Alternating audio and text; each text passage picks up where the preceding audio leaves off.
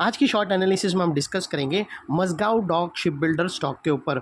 दोस्तों ये स्टॉक अगर आप देखो तो जुलाई 2024 से करेक्शन के अंदर चल रहा है। मोटा मोटी देखो तो दोस्तों पूरा 3.5 महीना इसने करेक्शन में बिता दिया और करेक्शन में भी दोस्तों इसने दोनों तरह का करेक्शन दिया, प्राइस वाइज टाइम वाइज दोनों। पहले स्टॉक ने प्राइस वाइज करेक्शन दिया जहाँ पर ये स्टॉक काफ़ी हद तक डाउन साइड करेक्ट हुआ। उसके बाद स्टॉक ने टाइम वाइज करेक्शन के अंदर एक साइडवे कंसोलिडेशन किया, एक स्ट्रॉन्ग बेस बनाया और अल्टीमेटली इसको ब्रेकआउट किया है। और दोस्तों ये स्टॉक के अंदर अगर आप देखो तो यहाँ पर एक बहुत बड़ी डाउनवर्ड स्लोपिंग पैरेलल चैनल थी जो एक स्ट्रॉन्ग रेजिस्टेंस का काम कर रही थी। अल्टीमेटली स्टॉक ने उसको ब्रेकआउट किया है। यहाँ पर करेक्शन कंप्लीट के कंफर्मेशन मिले हैं, पॉजिटिव क्लियर डाइवर्शन मिला है और एक रिवर्सल चार्ट पैटर्न मिली है जिसके तहत ये स्टॉक करंट लेवल से अपसाइड में 10% रनअप देने के लिए रेडी है, 10% अपसाइड के लिए रेडी है। लेकिन दोस्तों इसमें कोई भी हमारी बाय सेल होल्ड रिकमेंडेशन नहीं है, ये प्योरली एजुकेशन पर्पस से मैं अपना पॉइंट ऑफ व्यू आप लोगों के सामने शेयर कर रहा हूँ। कोई भी पोजीशन लेने से पहले अपने फाइनेंशियल एडवाइज़र को ज़रूर कंसल्ट कर लेना।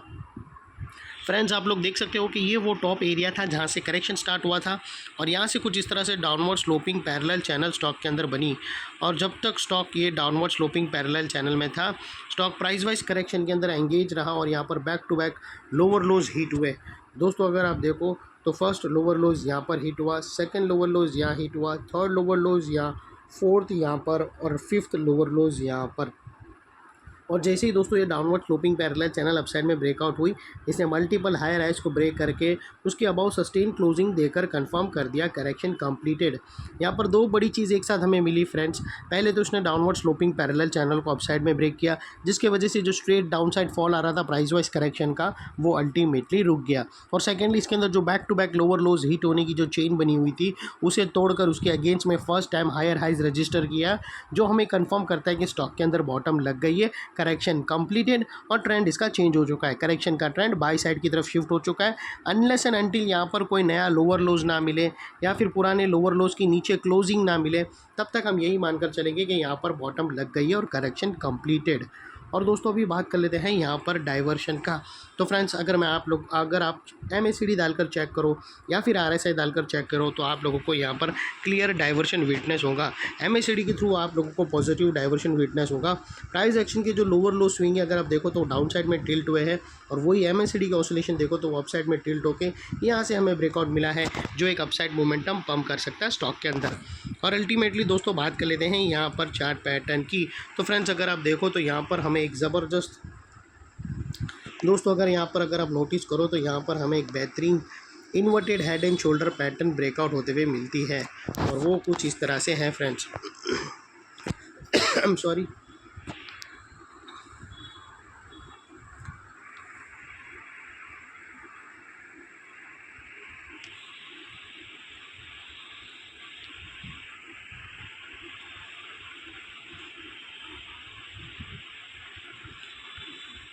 दोस्तों अगर आप यहाँ पर नोटिस करो तो हमें एक inverted head and shoulder pattern मिली है और ये inverted head and shoulder pattern दोस्तों एक पॉजिटिव पैटर्न मानी जाती है बुल साइड की तरफ। और इसकी जो नेकलाइन है वो तकरीबन 4452 के आसपास ब्रेकआउट ऑलरेडी हो चुकी है जिसको हम येलो में कर देंगे। और दोस्तों ये जो इनसाइड रेंज है inverted head and shoulder pattern की ये तकरीबन दोस्तों 10% की रेंज है दोस्तों। जो ये नेकलाइन से अपसाइड सस्टेन मूव स्टार्ट करेंगी तो स्टॉक 10% तक अपसाइड रनअप दे सकता है और वो लिहाज से दोस्तों स्टॉक का जो अगला टारगेट निकल कर आता है वो 4880 रुपीज़ का आता है। 4880 जो तकरीबन दोस्तों नेकलाइन से 10% का होता है।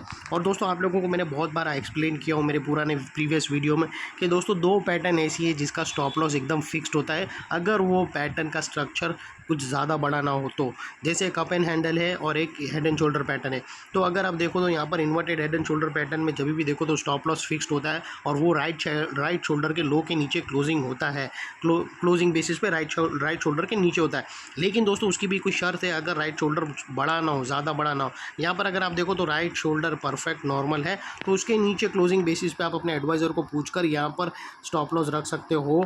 या फिर दोस्तों अगर आपको फर्स्ट ब्रेकआउट कैंडल के लो के नीचे क्लोजिंग बेसिस पे रखना हो तो वो भी रख सकते हो या फिर नियरेस्ट लोअर स्विंग भी रख सकते हो। यहाँ पर अगर आप देखो तो नियरेस्ट लोअर स्विंग और राइट शोल्डर का लो दोनों ही एक ही एरिया पे है तो ये कोइंसाइड एक स्ट्रॉन्ग सपोर्ट बनकर खड़ा है जो उसके जिसके नीचे आप क्लोजिंग बेसिस पे स्टॉप लॉस रख सकते हो। और सेकेंडली दोस्तों, जो भी स्टॉप लॉस रखो आप लोगों को इतना मेक श्योर करना है कि आपका risk to reward ratio at least 1:2 या मिनिमम 1:1.5 रहना चाहिए।